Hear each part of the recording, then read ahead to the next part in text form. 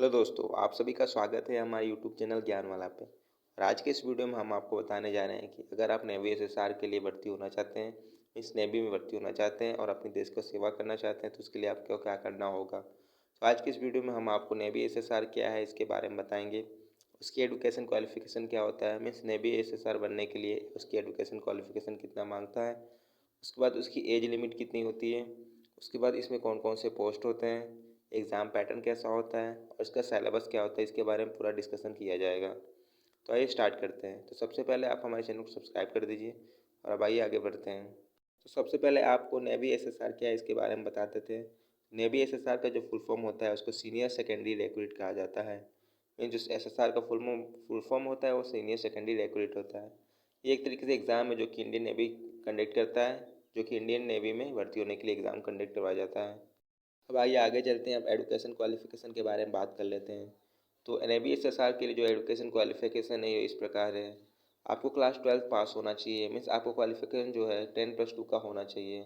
अगर आप क्लास 12 पास हैं तो आप एनएबी एसएसआर के लिए अप्लाई कर सकते हैं। वो भी क्लास 12 आपको मैथ और फिजिक्स से पास होना चाहिए, मीन्स आपका मैथ और फिजिक्स सब्जेक्ट होना कंपलसरी है।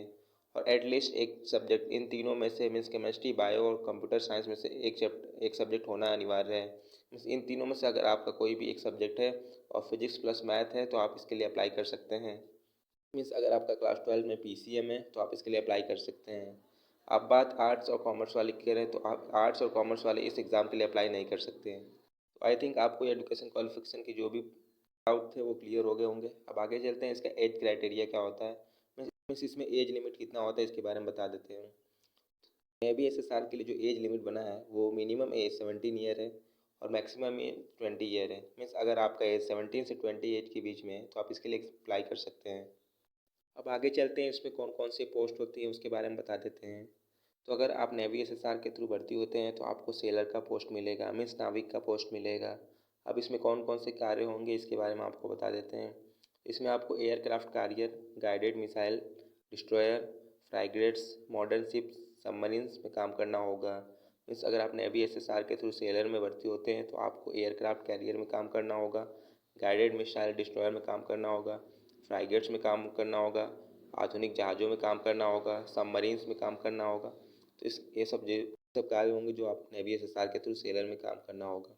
तो अब आगे चलते हैं, तो अब आपको ट्रेनिंग डिटेल्स के बारे में कुछ बता देते हैं। इस ट्रेनिंग कैसे होती है।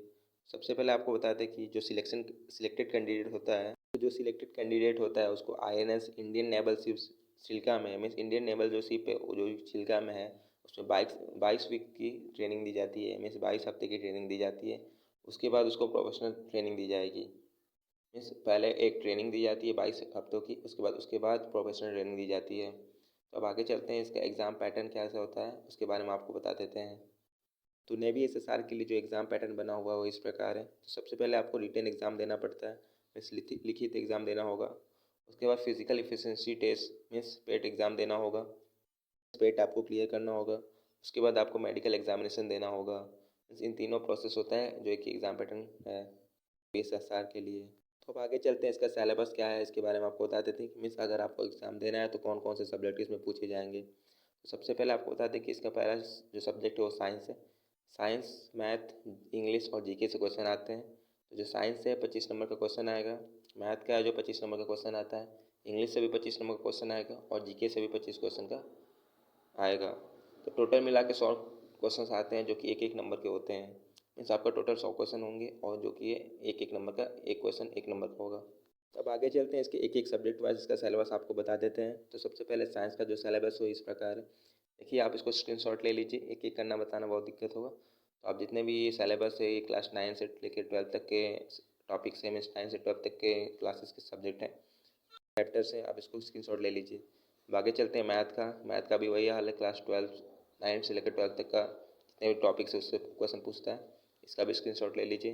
अब इंग्लिश का भी है, इसका भी स्क्रीनशॉट ले लीजिएगा। तो अब आगे चलते हैं जनरल नॉलेज का, ये भी देख लीजिए, इसको भी स्क्रीनशॉट ले लीजिए। तो ये हो गया आपका पूरा सिलेबस। तो आपको ये वीडियो कैसा लगा इसके बारे में कमेंट करके बताइए और आपको ये